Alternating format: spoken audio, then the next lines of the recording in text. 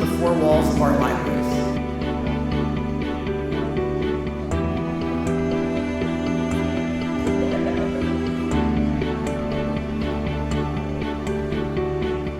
There's somebody out there who's not there.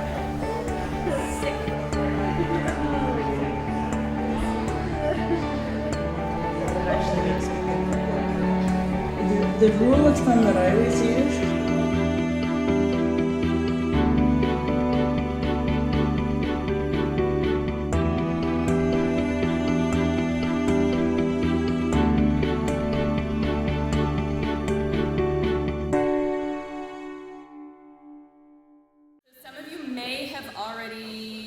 gotten a bunch of information or messages or things out in groups, or if you follow along on Teams, seeing things. So this year we're piggybacking off of the TD theme because we know that some libraries, although from our polls most of you aren't using TD anymore, but some might still kind of have been working on that theme ahead of time. So we're doing enchanted myths and legends kind of stuff. And really quickly, what we're going to have moving forward is a website. So same URL all the time, SRP, WRP, a standalone reading program website. So if you make QR codes to direct people places, or you want to link stuff to your website, from your website or from your promotional stuff, it will always be the same, and then it'll be a really easy link to have on your website. So it's always going to be the same place to direct people from here on out for summer reading or winter reading. And then our end as a committee, we just change what the website looks like a little bit to fit the themes and activities for those things. We have 5 main pieces of the program offerings that the committee has put together. And some of you are starting to get used to Teams. We're going to do a quick little Teams tour to show you where to find what you want. And also, Alliah is going to walk you through how you'll get your reading data. Some of you may have signed up to have real-time data that you can access yourself, and some of you will have signed up or not signed up and just can get your data by request. So I'm really excited about an ILL pen pal program. I know some libraries already have sort of taken this idea and they want to run with it with their seniors' homes, as well as their school-age kids that they might be catering some of their programming to. And it's all just going to run through the ILL system. Thank you to the wonderful Northern Light ILL team that has Operations, you're the best. has no problem shuffling some envelopes through that. I'm pulling up the website here. Oh, here's our website real quick. I'm just going to show you where they can sign up for this pen pal thing. So that is one thing with the pen pal program. We do need people to sign up for it, register that you actually want to be paired with somebody, because that's the one thing we have to do is actively pair pals together. And because we're not setting an age range on this, each library gets to choose who they market it to and how they market it. Just know that we might have an 8-year-old paired with an 80-year-old, but that could be really fun. It could be like super awesome opportunities.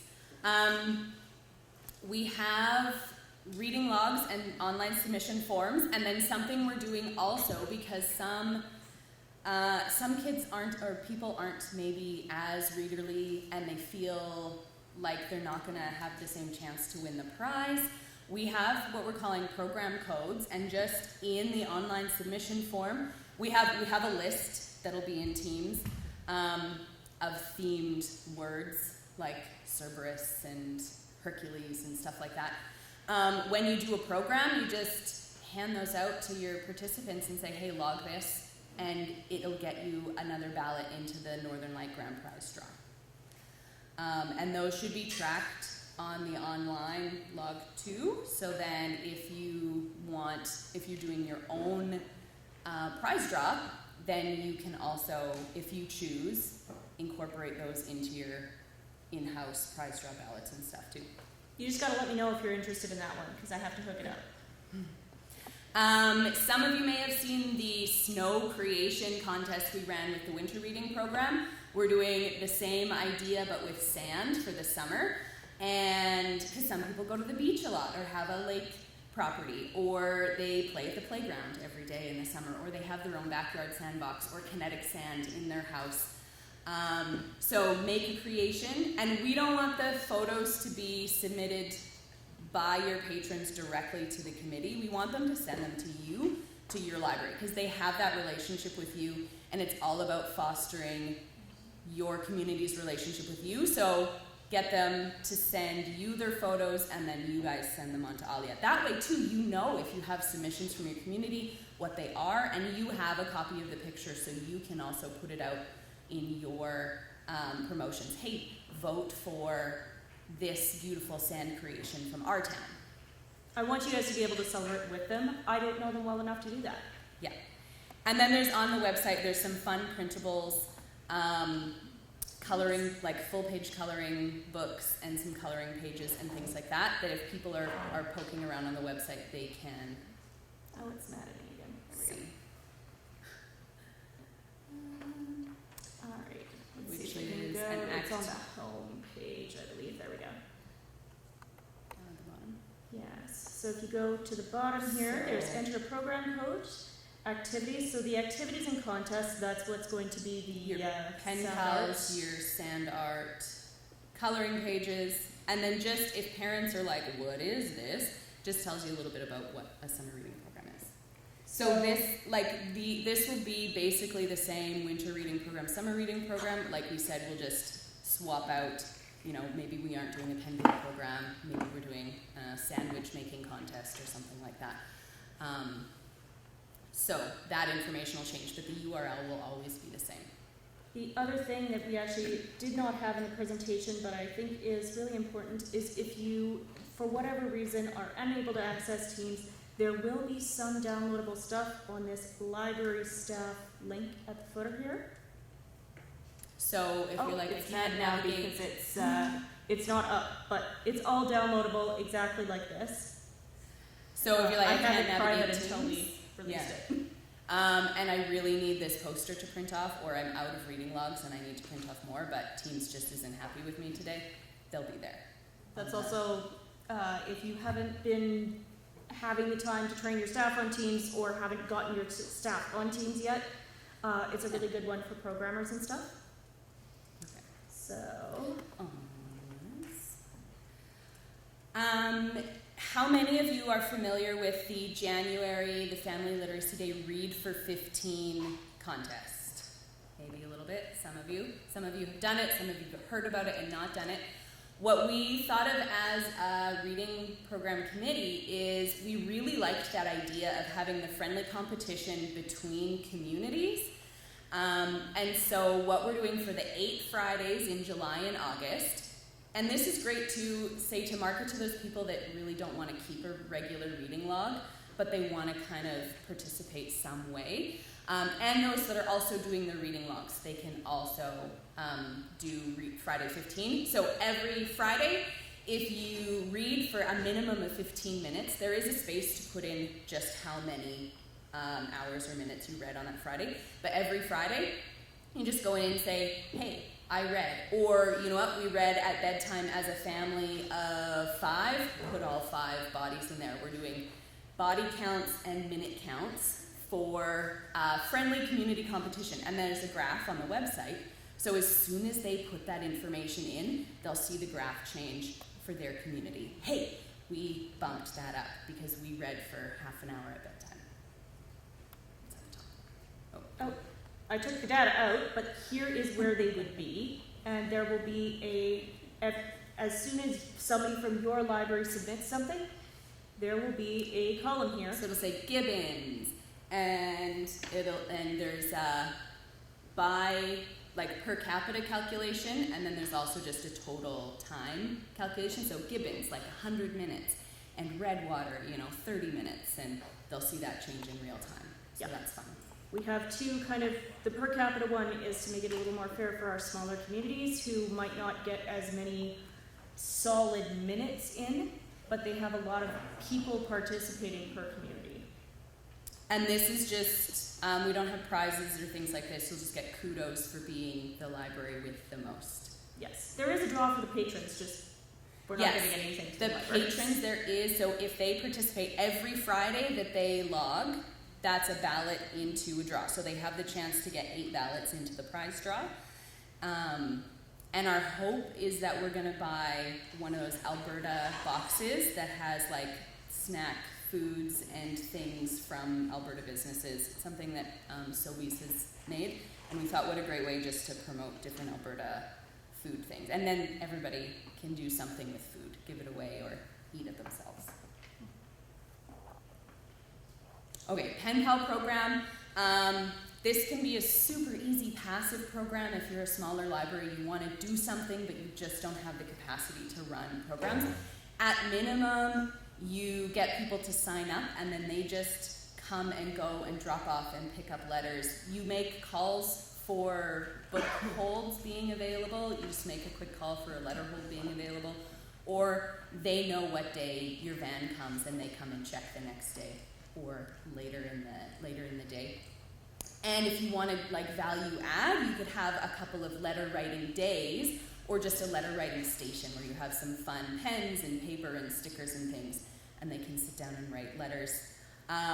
We have some very specific instructions. They need to have the full name of their pen pal and then just the library on the envelope. So then our ILL, so then you can sort it into and this is all just Northern Lights, but then our ILL can sort it to the proper library and they'll just come on your van. And then this is just for the summer months, so we'll have to make sure we tell everybody as the summer winds down that we're not going to continue sending letters after August is done. Another great passive program if you don't have a lot of staff time to run other summer programs, or this is a really fun thing to augment if you're a larger library and you have a full-fledged summer reading program. We have scavenger hunts, similar to the winter ones. So Allie put together some great images, silhouettes to do a hunt that way, and then also we have a clue-based one for around a community. And Alliah tried to pick as many sort of generic places a community might have, like a playground or a swimming pool or a ball diamond. And if you don't have that thing in your town, just don't put that clue out. They are all editable on Libraryware, so you can mix and match which clues you want to use for which locations you have in your town, or maybe which locations you may already have an agreement with. Yeah. And even if you're a community that has a really nice relationship with your like downtown block, maybe you put the silhouettes up in windows or something like that too. So if you're only open 2 days a week, they can still go out and do the scavenger hunt. And a lot of communities, I know in the winter time, like Cold Lake, when they had the bird silhouettes up in their library, they had suet as a, hey, do the scavenger hunt and get a little block of suet. And sometimes in Redwater, like they just have little Rice Krispie square, the prepackaged Rice Krispie squares, so you do the scavenger hunt and you get a little treat. Or some libraries did mention in the winter, they just had their little tiny prize treasure box. And so then a kid did a scavenger hunt and then they got to pick something, the bubbles or the pencil or whatever from the tiny prize treasure box. So if you want, again, to value add, you can have a little prize.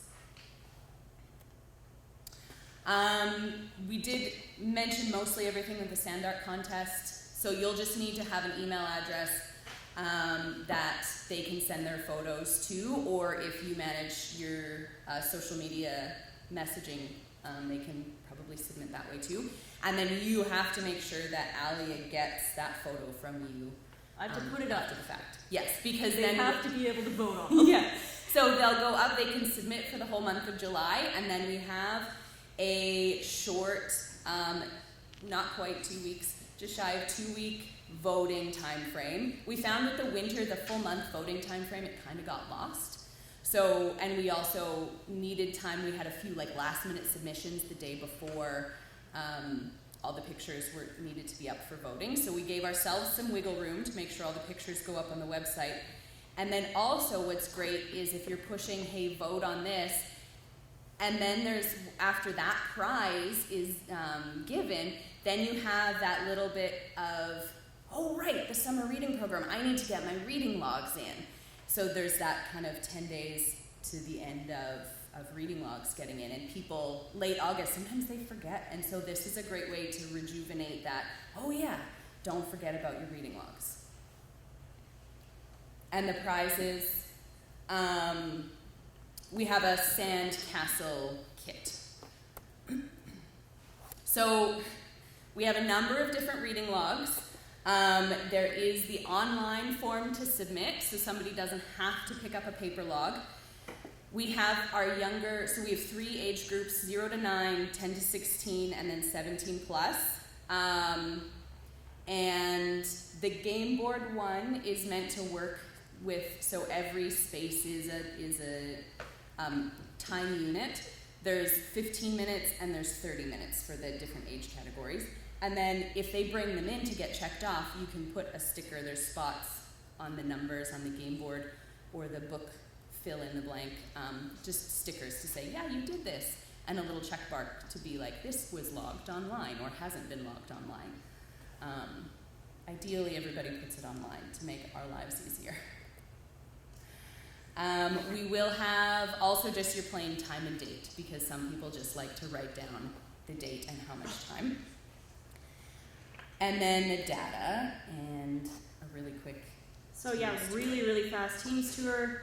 Most of you guys have probably already been in here, but if you go to I have lots of teams here, but if you go to our Northern Lights Libraries team here, you do have to have your Northern Lights Library system showing up here, otherwise you're not going to see it.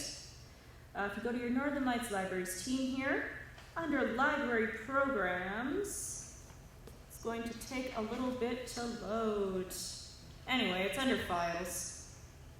It's Library Programs and Files, and if my computer continues being like this, I think the best thing to do if you are stuck is to download the SRP manual that got sent out to you guys by email on Teams. It's actually also on the knowledge base if you search, and that actually has fairly detailed instructions not only for getting to that Teams location, but also for downloading things from the Teams location and for uploading things to the Teams location too.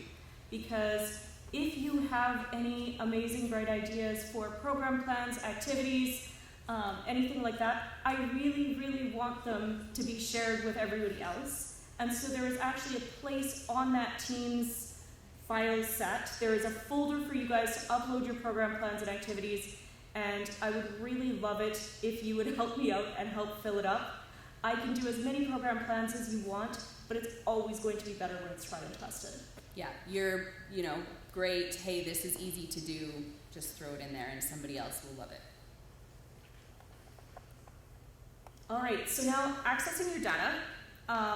Allie from Redwater has graciously allowed me to use her Redwater data as a sample, and I believe, so we also have some bit.ly links for you to use in your program, in your promotions. But if you go to bit.ly-nls/nls-log-your-reading, it's easier to type than it is to say, you can actually submit some sample data. So if you submit some data into Redwater Library, somebody grab your phone. Somebody right now. You'll be my favorite person ever.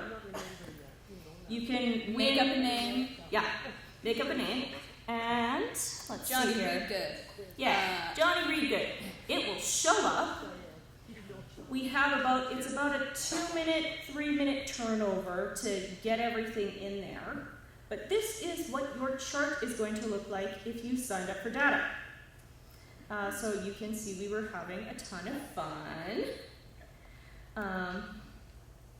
And it will have, for your library, it will have grand total minutes, grand total hours. It will have all of the patrons who have submitted. and it will have how many total minutes they've submitted. So- And that's so that you can access that at any time during the summer. We had some libraries tell us that they were doing draws partway through the summer, they were doing their own prizes, and they wanted to know who was reading how much. Hopefully this works for everybody, and if it doesn't, tell me. So the Northern Light prize draw reading gets logged to August 31st. First, yeah. And then we'll do the draw. But like for me in Bonnyville, I'm gonna have some prizes for like our school age sort of core summer reading activity kids that we're gonna do mid-August. So then I can pull up this data and make ballots to that point for that prize draw. But then still they can keep logging to the end for the grand prize. Oh, I think it just changed actually. I think we now have somebody else. Allie, did you submit something? Yeah. Who did you submit? Good. Elmer Fudd. Oh, here he is. Elmer Fudd has just appeared with 1,234 minutes. Amazing. Good job. Elmer Fudd can also submit as many times during the summer as he wants. It will just total, if he puts the same name in every time, it will just total his minutes for Elmer Fudd, and that's what will appear for you here. Mm-hmm. And then the beauty of the phone number or library card is if they accidentally put their name in differently, then you can always match them up. I think this is the same person. Yes, it is. Yeah. Cool. Okay. All right. Do we have anything I think else that's going all. here? And then, yeah. Yeah. So now I think I just need to, as the Northern Lights person, tell everybody how absolutely incredible the reading program committee has been, and I owe them so much baking, and they are incredible human beings. So please, please, please, can you give them a round of applause?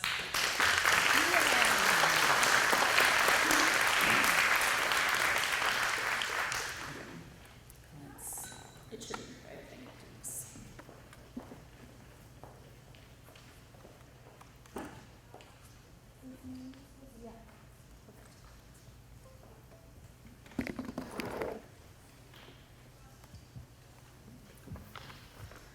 Okay, thank you, ladies. Now we are going to open the floor to questions to any of our presenters. Are there any questions? Quick, young pup, wave your hands. First. I just have a question about the pen pal again. Yeah. We're bringing around a mic. It's quite loud, so you might want to hold it. Okay, so the pen pal again, you had said the kids bring their envelopes to the library. Do they put their name on it and then we put like our library name on it? yes. So we do also have some form letters. If kids are like, I don't know how to write a letter, there's a couple form letters that you can print off to get them started. But then when they address their envelope to their pen pal, it just needs to have pen pal name. So I'm writing to Leah Woodford, Bonnyville Library. That way it goes to the right person, the right place. Okay. And then we will actually have a master copy of pairings that every library that's signed up to participate in the pen pal program, you'll get the master copy. So when Joey comes in and says, I forget my, what library, Elise is at, and then you can find them on the list. So, Are we sending them down? yes. So in case you didn't hear that, we'll send them on van run to the library that they're going to. So then it doesn't cost us anything. But we can maybe get them to like address the envelope and everything, because that teaches them how to do that. Yeah, 'Cause that's kids right. don't do that anymore. They'll put their name in their library. Yeah.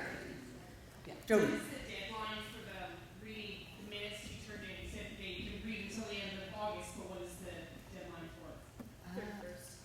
Well, that's the last day to log, and then I think we had there were a couple of days to get those in by, and I don't remember what It's like dates. the Tuesday after that long weekend was when we were announcing that prize, so there's a bit of a gap in between. Yeah, I forget the exact date, but there are a few days we It's gave the for submission 6th, time. I believe that we announced the prize, so between then.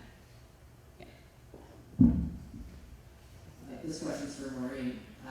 Maureen, what's the circulation for your music instruments? Like how often does that guitar go up? That particular guitar, I'm surprised it's in.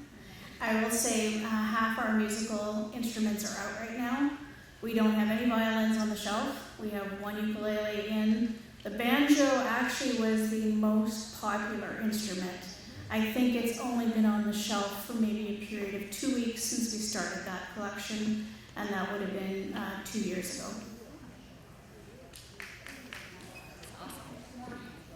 Darcy? Sorry, how long do you allow them to have things from the special collections? 3 weeks, except for the smart hubs, which is a whole month, because the data is set for a month. They can have renewals, and then when I alluded to the educator's card, that's an automatic 6-week loan period with no renewals. So if they were checking it out for their classroom, then they'd have automatic 6 weeks but no renewals. My question is, are we going to get a copy of the last presentation? Because that was a lot to get in a short time. Yeah, we can send that out for sure. I was going to ask that too. Yeah. Any other questions? Stuart? For Maureen. What percentage of your collection budget would you say is assigned towards these special collections overall?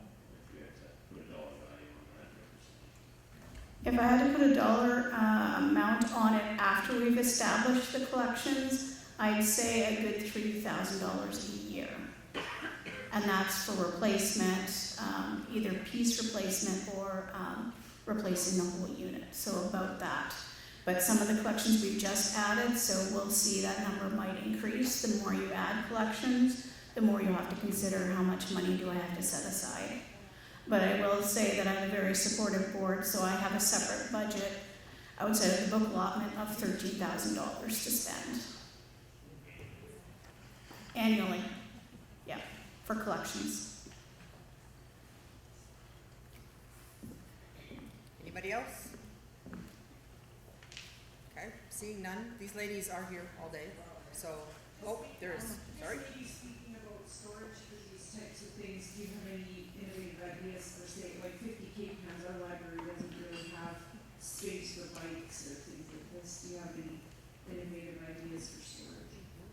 Well, funny you should ask, because there's a gentleman in the back that can help you with innovative ideas for storage, and that's Chris Loveday. He's actually the one that designed our library setup.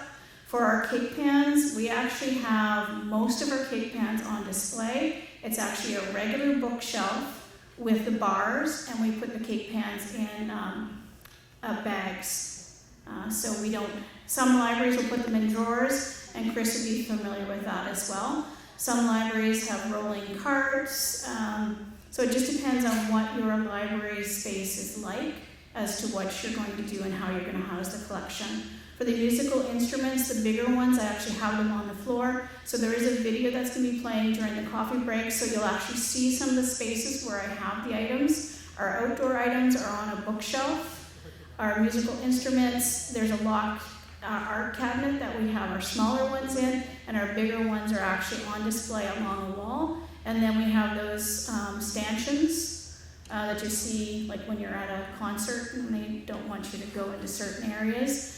So we have those in front of the musical instruments so they can't be accessed very easily by the kids.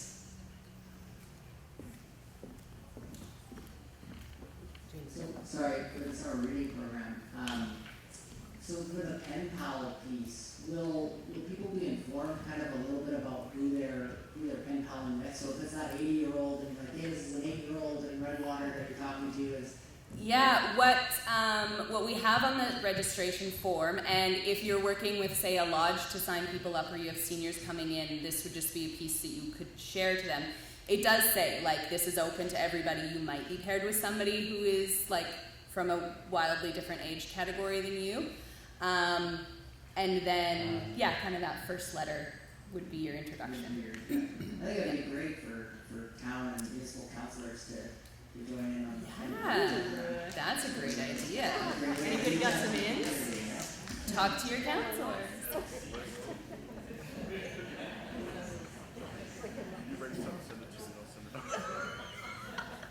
Sorry, so the people that, I'm just thinking when you just said the counselors and that, so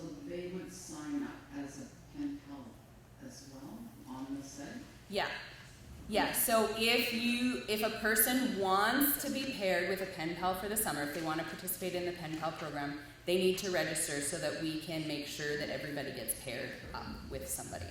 And our registration cutoff for that is July 8th, so then they still have a couple of weeks to actually send letters back and forth.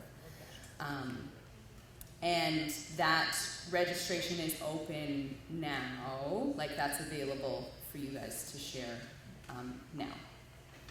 It is sitting on that website. It's actually the only form that's, I'm going to close back down the reading data form so that patrons can't get their little thingies in it.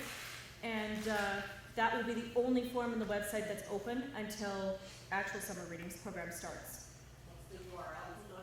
NLLSreadingprograms.ca.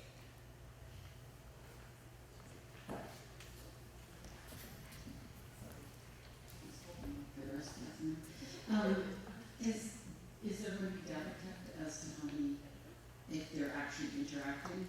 Because I can envision children being very excited and then not necessarily.